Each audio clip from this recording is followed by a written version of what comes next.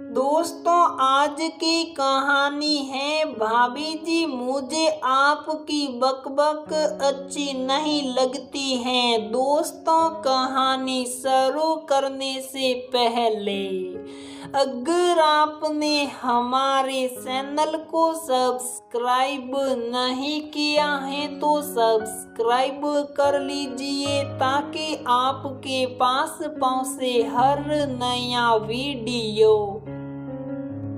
अरे यार, क्या बताऊं तुझे, तो हर वक्त बक बक करने वाली भाभी मिली है। जब देखो आस पास मंडराती रहती हैं।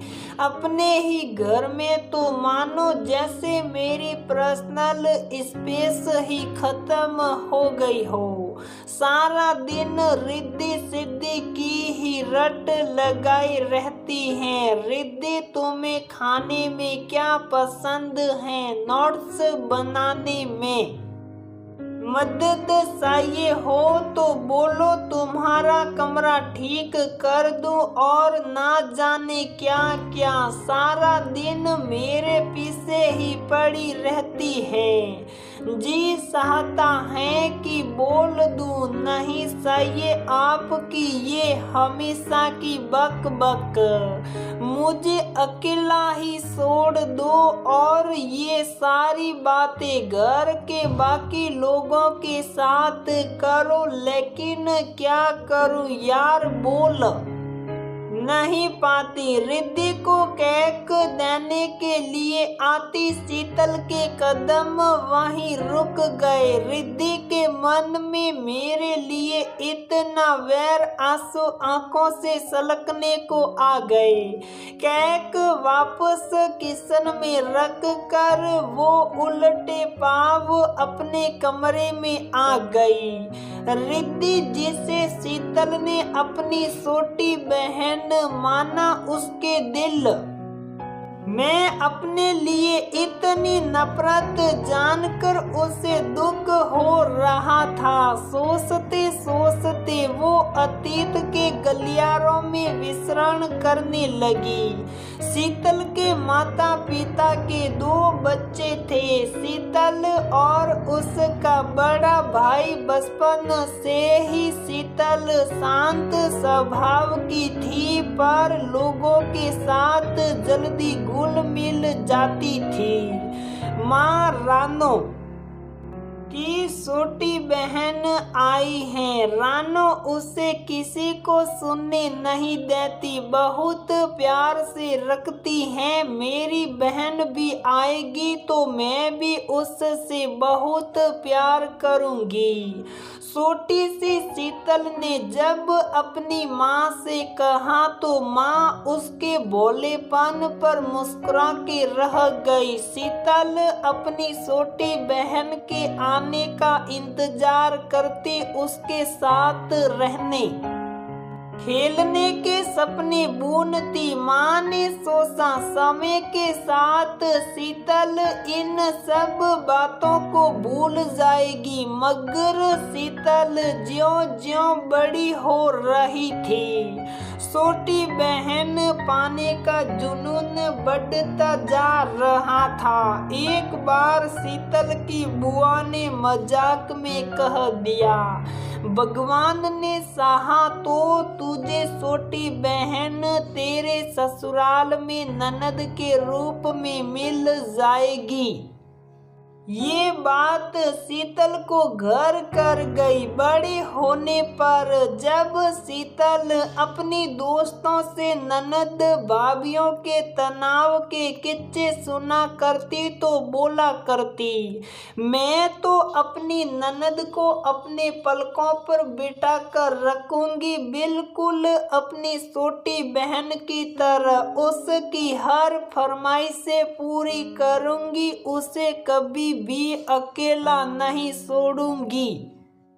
भाभी नहीं बड़ी बहन सा प्यार दे, हमेशा साए की तरह साथ रहूंगी। सहेलियां उसकी बातें सुनकर हंसती रहती और बोलती, देखेंगे मैडम आप अपनी बातों पर कहाँ तक टिक पाती हो। शीतल के माता पिता ने राकेश को अपनी बेटी के लिए पसंद किया।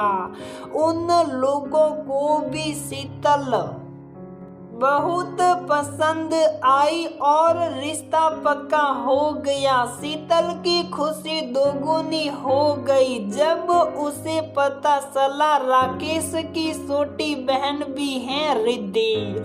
उसे बुआ की कही बात याद आ गई। भगवान ने चाहा तो तुझे छोटी बहन तेरे ससुराल में ननद के रूप में मिल जाएगी। उसका मन उत्साह से भर गया था। शादी की खुशी के साथ साथ बचपन का सपना पूरा होने की भी खुशी थी। राकेश का परिवार काफी सुलझा हुआ था।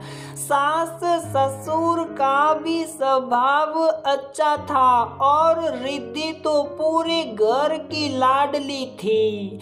शीतल अपने पति और पूरे परिवार का ख्याल रखती। खास तौर पर रिद्धि की पसंद नापसंद का हमेशा रिद्धि के साथ घुलने मिलने की कोशिश करती, उससे बात करना चाहती। सास ससुर कुछ दिनों के लिए बाहर गए थे। आज जब सास से फोन पर बात करते समय उसे पता चला कि रिद्धि को पाइन एप्पल केक पसंद है तो बिना देर किए वो उसके लिए बनाकर ले आई थी। मगर यहाँ रिद्धि के मन में अपने प्रति कड़वाहट देखकर उसका मन भारी हो गया था। तभी हॉर्न की आवाज सुनकर वो वर्तमान में लौट आई। खिड़की से देखा तो रिद्धि अपने दोस्तों के साथ जा रही थी। गौर से देखने पर उसे वह लड़का भी दिखा जिसने रिसेप्शन के दिन पैर छूने के बहाने उसके साथ बदतमीजी की थी।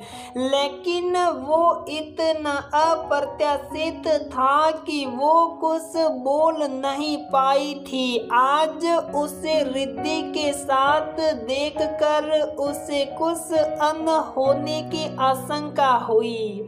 उसने तुरंत ही राकेश को फोन लगाया और अपनी आशंका से अवगत कराया। राकेश ने उसे बताया कि घबराने की कोई बात नहीं है। उसने रिद्धि का लोकेशन ट्रेस कर लिया है। इन सब से बचने के लिए ही पापा ने हम दोनों भाई बहनों के मोबाइल में लोकेशन ट्रैकर लगवाया था। दोनों जब क्लब पहुंचे तो वो लड़का रिद्धि को जबरदस्ती वाइन पिलाने की कोशिश कर रहा था। शीतल ने आव न देखा ताव रिद्धि को अपनी ओर खींचकर उस लड़के के गाल पर एक जोरदार तमाचा जड़ दिया। हिम्मत कैसे हुई तुम्हारी मेरी छोटी बहन के साथ ये हरकत करने की?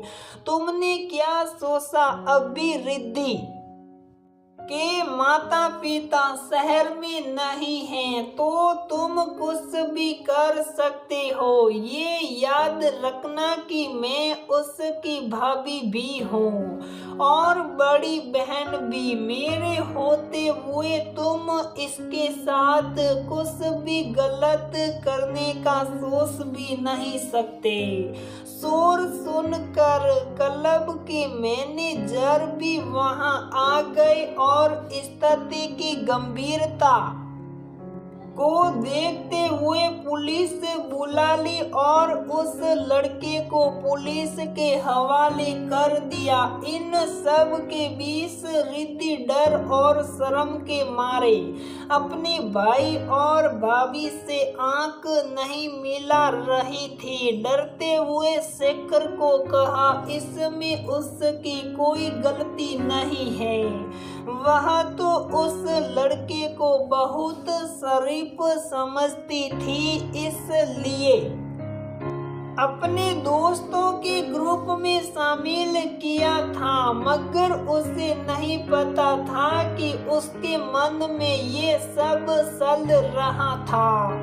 रिद्धि, तुम्हें सफाई देने की कोई जरूरत नहीं है। मैं जानती हूँ कि तुम बेकसूर हो।